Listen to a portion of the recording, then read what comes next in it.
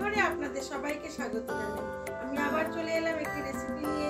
রেসিপিটি দেখুন, দেখে ভালো লাগলে লাইক, শেয়ার, কমেন্ট অবশ্যই করবেন।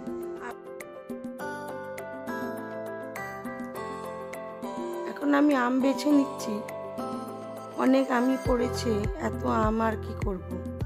তাই দেখছি যেগুলো একটু নরম হয়ে গেছে সেগুলো দিয়ে একটু আমসত্ত্ব বানিয়ে আপনাদের সাথে শেয়ার করব। চলুন কিভাবে আমসত্ত্ব বানাই সেটাই আজকে শেয়ার করি।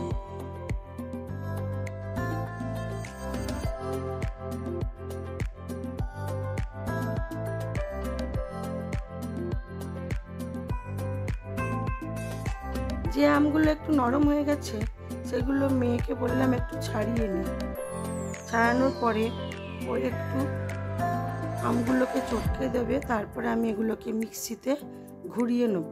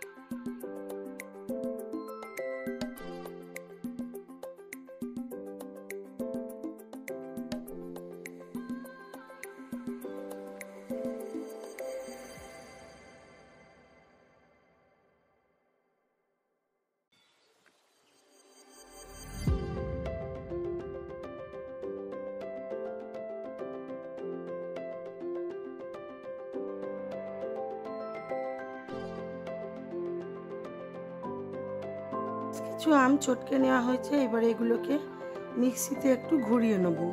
তারপরে এটাকে জাল দিয়ে একটু রসটা মেরে নেব।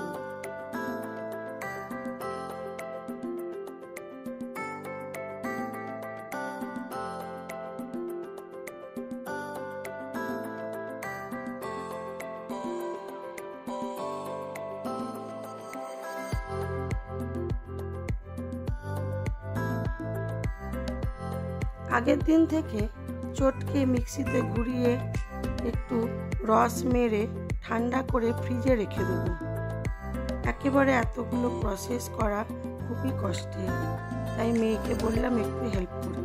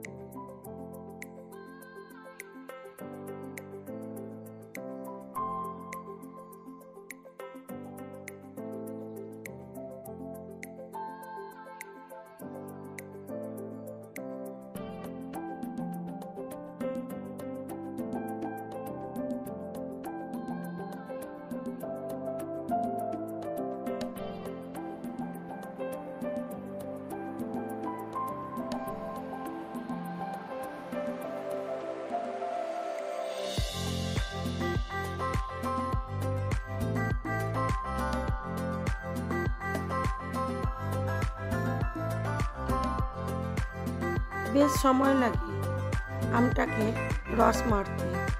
আমটাকে রস মেরে বেশ অনেকটা পরিমাণ শক্ত করে নিয়ে তারপরে এটাকে ঠান্ডা করতে দেব।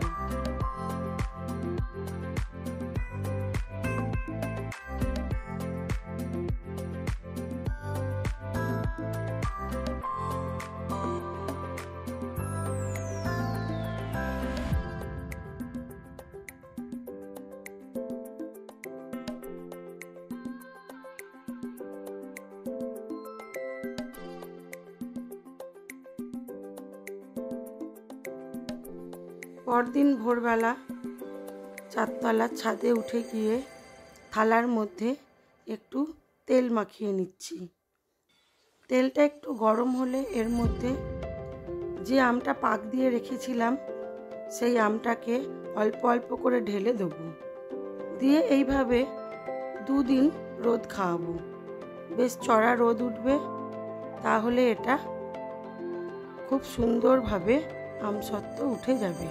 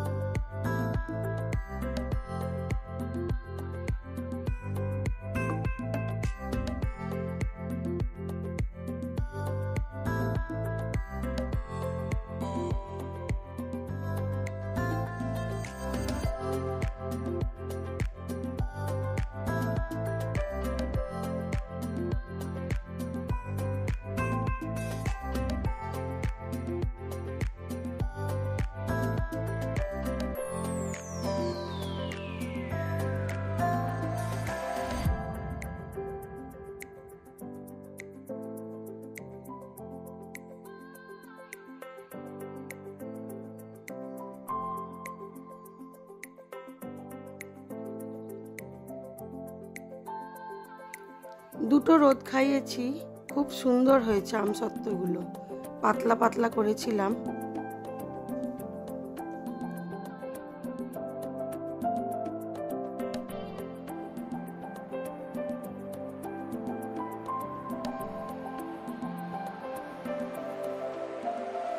এইভাবে আমসত্ত্ব করে সারা বছর রেখে দেওয়া যায়। সারা বছর কেন, বছর 2ও থেকে যায়। এবারে আপনি যখন ইচ্ছা এমনিও খেতে পারেন বা চাটনি করেও খেতে পারেন, খুবই সুন্দর খেতে হয়। আর বাজার থেকে কিনে আমসত্ত্ব খাওয়ার দরকার হবে না। আমার এই ভিডিওগুলি আপনাদের কেমন লাগলো সেটা অবশ্যই বলবেন। যদি ভালো লেগে থাকে তাহলে লাইক, শেয়ার, কমেন্ট করবেন। আর নতুন বন্ধু হয়ে থাকলে একটা সাবস্ক্রাইব করে দেবেন।